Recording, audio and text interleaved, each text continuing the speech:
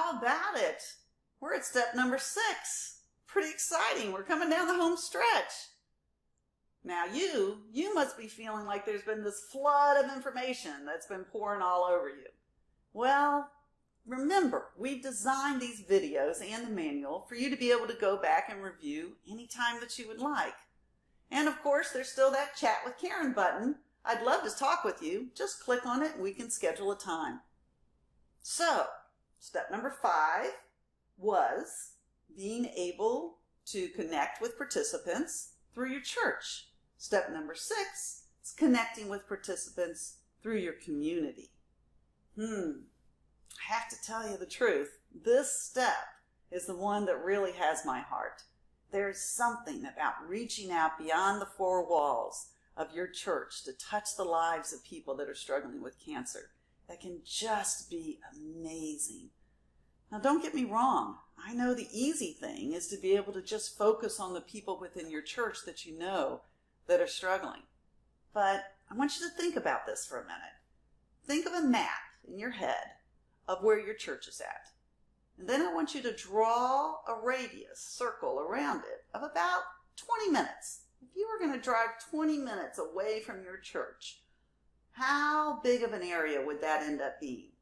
How many people live in that area? How many people do you think are struggling with cancer right now that are in that area? How many people do you think are caregivers or have loved ones that are dealing with cancer? And then, of course, how many people in that area do you think are post-treatment that have been through cancer? That's a lot of people. What if your church could end up connecting with some of those folks as they're going through that cancer walk? It could be an incredible thing. All right, let's dive into our key verse. In the same way, let your light shine before others, that they may see your good deeds and glorify your Father in heaven. Matthew 5:16.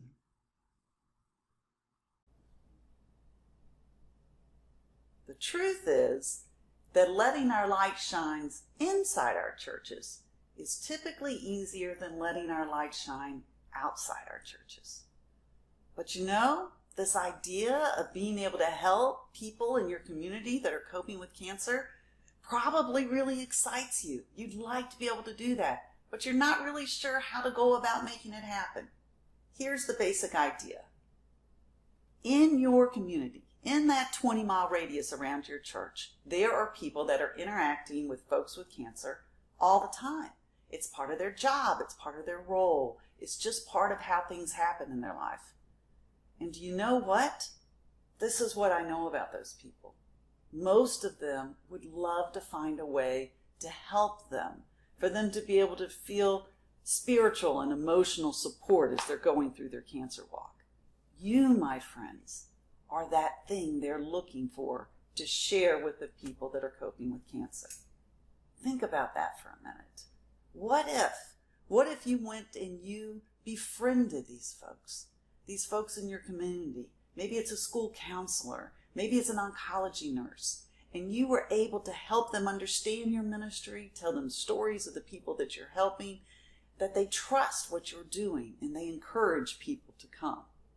Wouldn't that be amazing? So, let's take a close look at the goal for this step.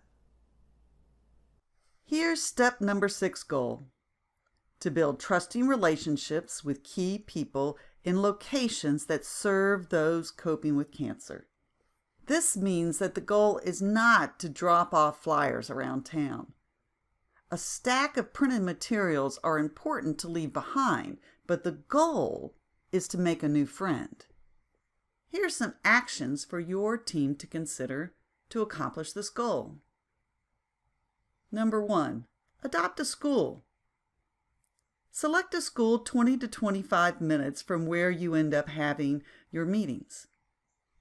Meet a key person at the school and share the 4 questions. Do you remember the 4 questions from step 1 and step 5? They're the same ones for here.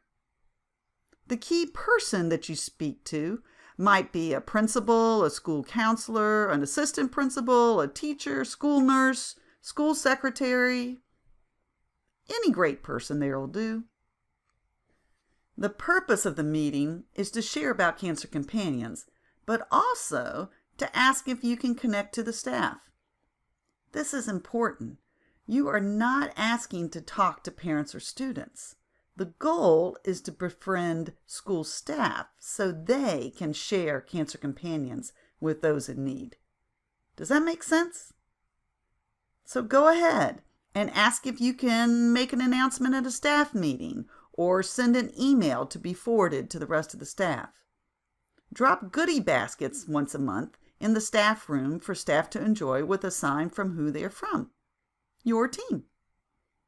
Also leave some form of invite for them to give to those in need. Stop and say hi to a key person at the school each month to build trust. Ask if they know of anyone in need of a cancer prayer partner. Offer to place the key person on Seeing God in Your Cancer Journey e-newsletter. Then just share their email address with info@cancer-companions.org. Number 2, adopt a cancer center or oncology office. Select a cancer center typically used by the people in your community. Meet with key people and share the 4 questions. Love the 4 questions. The key person here could be the nurse navigator, the oncology social worker, head nurse of the chemo unit, head nurse of radiation, maybe an office manager in the doctor's office. Of course, nurses, assistants, receptionists. You gotta see, we love our medical teams. Just like with Adopt a School, the goal is not to talk with patients, it's to befriend medical staff. So ask if you can explain Cancer Prayer Partners at an office staff meeting, or send an email that they could forward to the rest of the staff. Find ways to care for the staff. Drop goodie baskets once a month in the staff room for staff to enjoy, with a sign about your ministry right there on the basket. You could also give notes of encouragement or put up signs in their staff room about Cancer Companions. Always leave paper materials for them to share with those in need. Stop and say hi to each key person monthly to build trust. Once again, ask if they know of anyone needing a cancer prayer partner. Take 1 basket to the chemo unit of treats for the patients and their loved ones to have during their chemo. Maybe apples in the fall or chocolate hearts in February. Nothing extravagant. Just once again, something simple where you can leave a sign on the basket of who they're from. And of course, leave cards or flyers here too.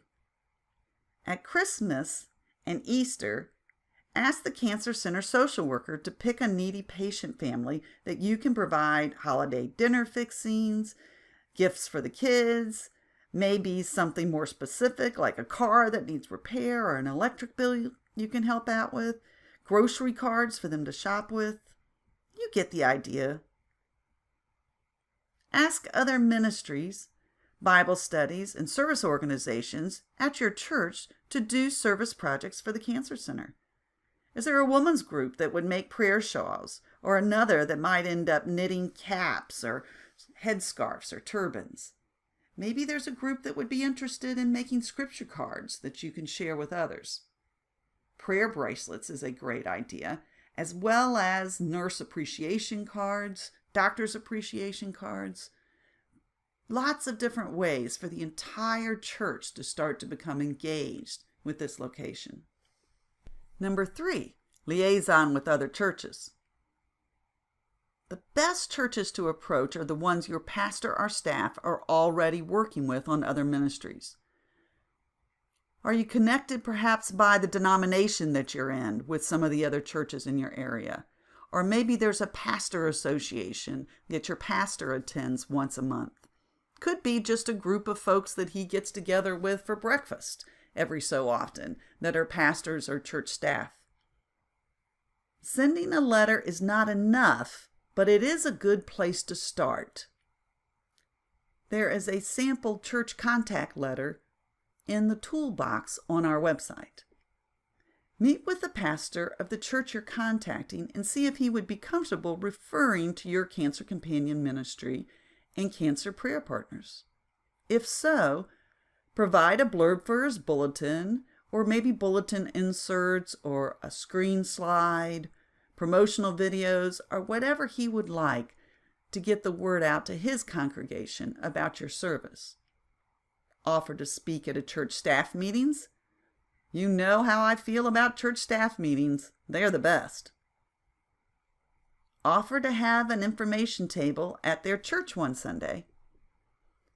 And of course, visit the pastor monthly to bring more invites about your Cancer Companion Ministry. Baskets for the staff room would be good too. Here's a few tips. Think about the people in your congregation. Are there people that work at the other churches or the hospitals or cancer centers or schools that you're looking to connect with? They can become vibrant referral sources because they already trust your church to do good things for the community. Don't make one contact at a location and expect them to tell everyone about Cancer Companions for you. The more contacts, the better. Speaking at a staff meeting, that's the best. Consistent monthly contact of one place is better than inconsistent contact at 5 places. Your hope is that each month you visit, the receptionist knows you by name and smiles. Okay, I want you to think about this for a minute. What do you think is a common mistake for people that are trying to connect with participants through the community? I bet you didn't guess it. It's actually the fear of too many participants. Yeah, that's it. People become afraid that they're going to go out in the community, they're going to befriend people, tell them about their Cancer Companion Ministry, and suddenly they're going to be flooded by all these people at their church with cancer who need help. Oh, folks, that's not the way this works. This is a huge change of perception that we're making out there in the community about how churches and cancer interact. And you know what? We're doing it one church at a time. But it's an amazing payoff. Do you know what's already starting to happen? There's people, they get diagnosed with cancer, and there's this huge wake-up call inside them. They start thinking about God and life and death and things that they haven't thought about in years. But you know, they're not ready to show up at a church on a Sunday morning. But they might show up at your Cancer Companion meeting on a Tuesday or a Thursday, huh? And do you know what that is? Awesome! Step number 6 is a wonderful step. Join me as we lift this up in prayer. Lord, you know all. You know each and every person in the communities around these churches that are struggling with cancer today. You know who is in treatment. You know who is post-treatment. You know their caregivers and all of their loved ones, Lord. And so we ask you to take each person that is hearing my voice and to rest within them a hunger for them to be able to reach out and lift up these people. We ask for you to give those hearing my voice your strength and your courage and your clarity of how to be able to move and make a difference in the cancer community around them. We do all of this in the glorious name of your Son and for your glory. Amen. Thank you.